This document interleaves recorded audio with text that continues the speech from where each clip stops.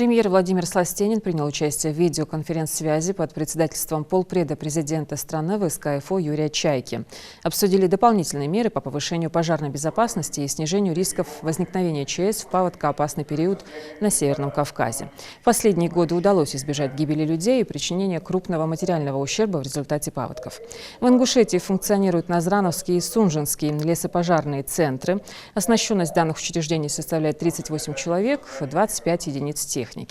В марте и в апреле запланировано проведение учения в 13-м квартале Арымхинского участкового лесничества с привлечением органов управления и сил Сунжинского, Назрановского, Джейрахского районного звена, территориальной подсистеме РСЧС Ингушетия. В феврале текущего года на оперативном совещании Совета Безопасности Российской Федерации рассмотрены вопросы принятия дополнительных мер по повышению пожарной безопасности и снижению рисков возникновения чрезвычайных ситуаций в паводкоопасный период.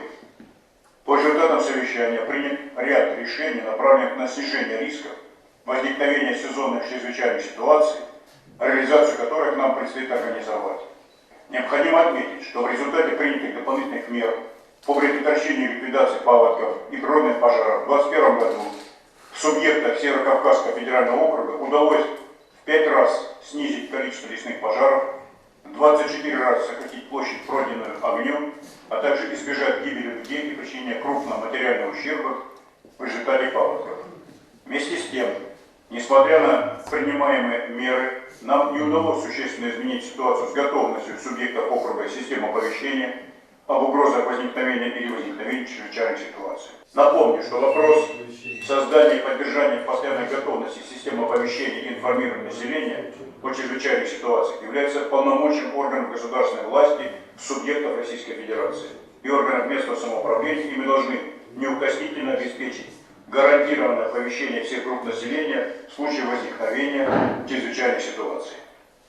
Уважаемые коллеги, риски возникновения чрезвычайных ситуаций природного характера не ослабевают, то подразумевает принятие дополнительных мер, направленных на их предотвращение и повышение готовности необходимых сил и мобилизацию достаточных средств для ликвидации их последствий. В целом, в каждом субъекте Российской Федерации, находящемся в пределах Северо-Кавказского федерального округа, должна быть обеспечена стопроцентная готовность к реагированию на любую чрезвычайную ситуацию, на любой сценарий развития событий.